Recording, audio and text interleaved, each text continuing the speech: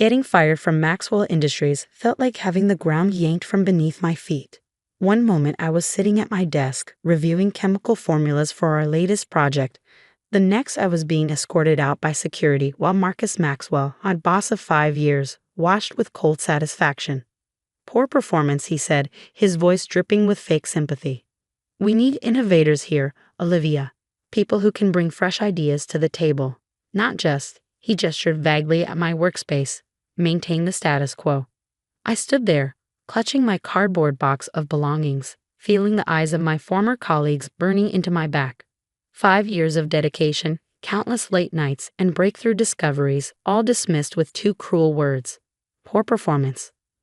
What Marcus didn't know then was that his decision to fire me would unravel everything he built. Sometimes the universe has a strange way of revealing truth, and in my case, it came in the form of a dusty old box in my grandfather's attic. 2 weeks after my unceremonious dismissal, I found myself helping my mother clean out Grandpa Henry's house. He had passed away 3 years ago, but my grandmother had only recently felt ready to sort through his belongings. As I climbed into the musty attic, memories of my grandfather flooded back: his infectious laugh, the way his eyes sparkled when he talked about his research, and most of all, his unwavering belief in me. "Be careful with those boxes, dear," my grandmother called from below. "Your grandfather kept everything from his research days there." I smiled, remembering how Grandpa Henry would tell me stories about his time as a chemical engineer. He had worked on numerous projects throughout his career, but never achieved the recognition he deserved. "Too honest for his own good," my grandmother would say, a hint of pride mixed with sadness in her voice. As I moved aside some old photo albums, a metal lockbox caught my eye. It was tucked away in the corner, covered in decades of dust. The key was taped to the bottom, along with a note in my grandfather's familiar scrawl: "For the right moment."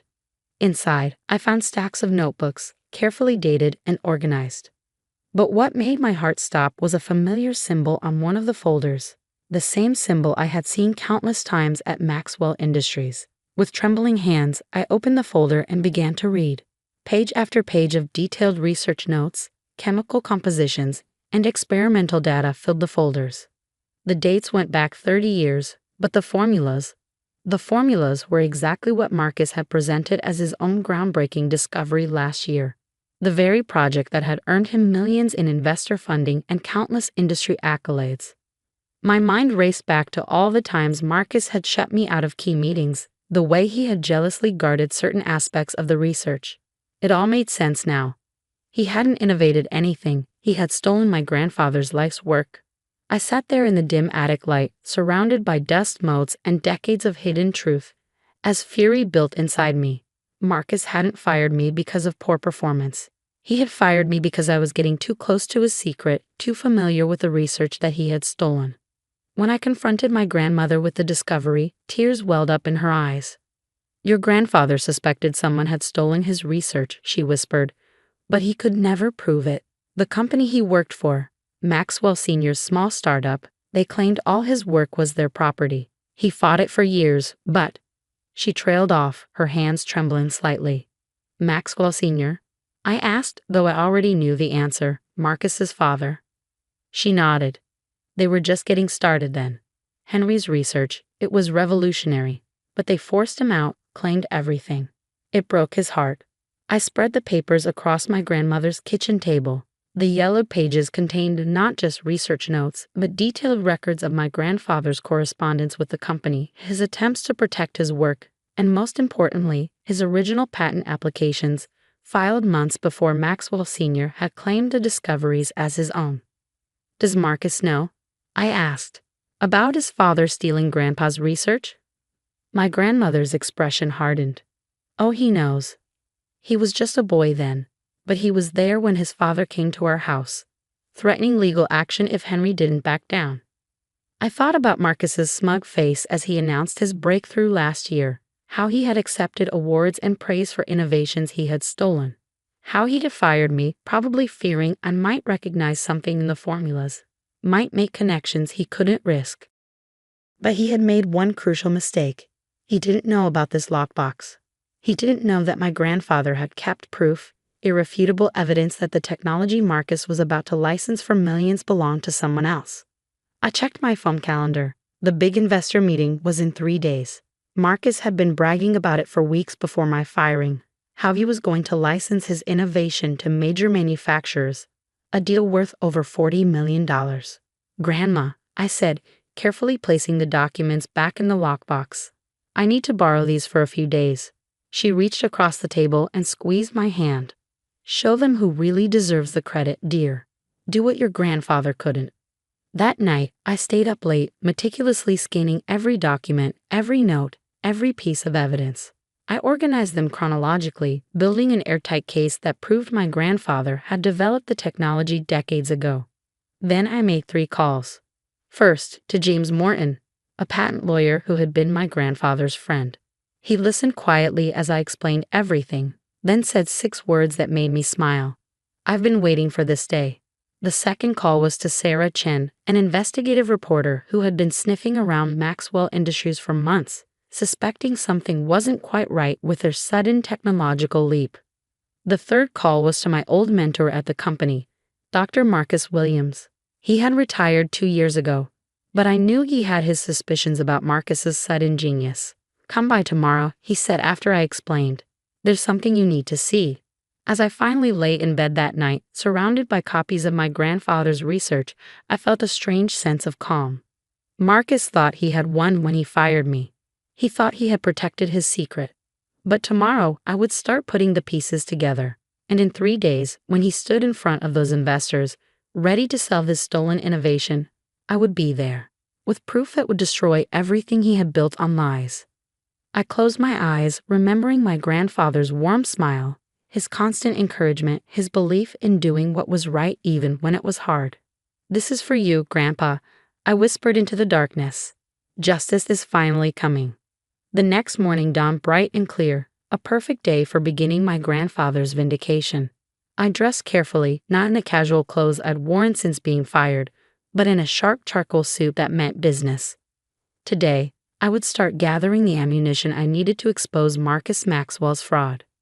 Dr. Williams's house was exactly as I remembered it from department parties, a modest suburban home with a meticulously maintained garden. He opened the door before I could knock, his face grave but his eyes bright with purpose. I've been waiting for someone to figure it out, he said, leading me to his home office. I knew Marcus didn't develop that technology himself. The man barely understands basic chemical engineering principles. He pulled out a thick folder from his desk. I've been keeping records. For the next 2 hours, we pored over his documentation.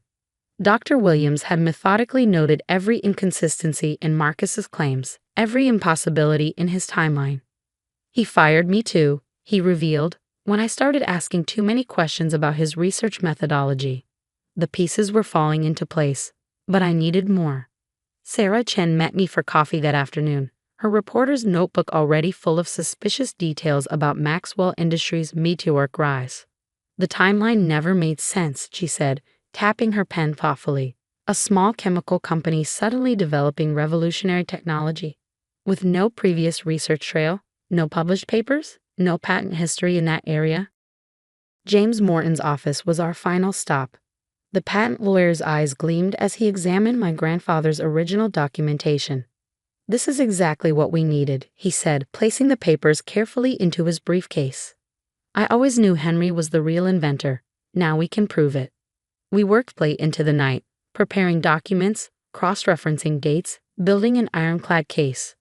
When I finally returned home, exhausted but satisfied, I found my grandmother waiting up for me. I found something else, she said softly, holding out a small leather journal. Your grandfather's personal diary from that time. He wrote about everything, the research, the theft, what it did to him. She pressed it into my hands, her eyes shining with unshed tears. Make him remember who he really was. The morning of the investor meeting, I arrived at Maxwell Industries an hour early. Security didn't stop me, they hadn't yet updated their systems to remove my access. Fate, it seemed, had a sense of irony. The conference room where Marcus would make his presentation was already prepared. Sleek displays showcased the revolutionary technology he had stolen from my grandfather. Presentation folders sat at each place setting, filled with graphs and projections of future profits. Everything looked perfect, polished, professional. I took my seat in the back corner, heart pounding but hands steady. James Morton, my grandfather's old friend and patent lawyer, sat beside me, his briefcase containing 30 years of truth. Sarah Chen, the investigative reporter, positioned herself near the door, notebook ready. Dr. Williams would arrive with the investors. His reputation in the industry had guaranteed him an invitation. At exactly 9:00 a.m., Marcus strode in, followed by a group of well-dressed investors. He looked exactly as I remembered: expensive suit, carefully styled hair, and that same smug smile that he'd worn while firing me. He was so busy greeting potential investors that he didn't notice me at first. "Ladies and gentlemen," he began, his voice smooth with practiced charm, "today marks a historic moment in chemical engineering. What I'm about to show you will revolutionize the industry." That's when he saw me. For a fraction of a second, his perfect composure cracked. Fear flashed across his face before he forced his smile back into place. "I believe you know my former employee, Olivia Parker," he said smoothly, trying to regain control. "Though I'm afraid she's not authorized to be here." I stood up, my grandmother's words echoing in my mind. Make them remember who he really was. "Actually, Mr. Maxwell," I said, my voice clear and strong, "I have every right to be here, especially since you're about to license technology that belongs to my family." The room fell silent. Investors shifted uncomfortably in their chairs. Marcus's face hardened. "Security," he snapped, reaching for his phone. "We have an intruder." "Before you make that call," James Morton stood up, opening his briefcase, "you might want to examine these documents. Original patent applications filed 30 years ago by Henry Parker, complete with chemical compositions that match your breakthrough exactly." Marcus's face went pale as James began distributing copies to the investors. "This is ridiculous," he stammered. "These documents are clearly fabricated." "Are they?" Dr. Williams spoke up from his seat among the investors. "I've been studying your research claims, Marcus. The timeline never added up. The technological leap was too great. But now," he held up my grandfather's papers, "everything makes perfect sense." Sarah Chen stepped forward, her reporter's notebook open. "Mr. Maxwell, would you care to comment on how your father acquired this technology from Henry Parker's lab in 1993, or why Mr. Parker's name was removed from all official documentation?" The investors were muttering now, flipping through pages of evidence. Marcus's carefully constructed world was crumbling around him. "This is absurd," he sputtered, his composure completely gone. "You can't prove anything. The company owns all research conducted." I pulled out my grandfather's personal journal. "Page 127. I said, opening to the marked page. "April 15, 1993. Today Maxwell came to my lab with lawyers. Said everything belongs to the company, but they don't know about the backup documentation I've kept. Proof that this was my work before I ever joined them." Marcus lunged for the journal, but I held it out of reach. "Careful," I said quietly. "You wouldn't want to add theft and assault to your list of crimes." The lead investor, a stern-faced woman, stood up. "Mr. Maxwell, I believe this meeting is over. Our firm will be conducting a thorough investigation into these allegations."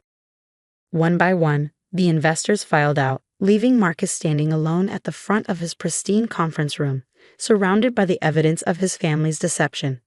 "You're finished," he hissed, his face contorted with rage. "I'll bury you in lawsuits. I'll make sure you never work in this industry again." I smiled, thinking of my grandfather's strength, his integrity, his quiet certainty that truth would eventually prevail. "No, Marcus, you're finished. The truth was always going to come out. My grandfather made sure of that." 48 hours later, Maxwell Industries was in chaos.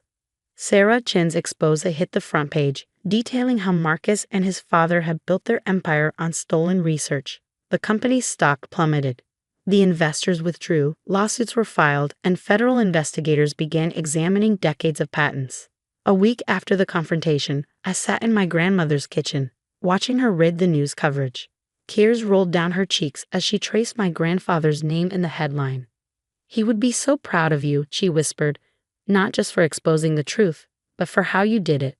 With dignity, with evidence, with justice rather than vengeance." The doorbell rang. It was James Morton, holding a thick envelope.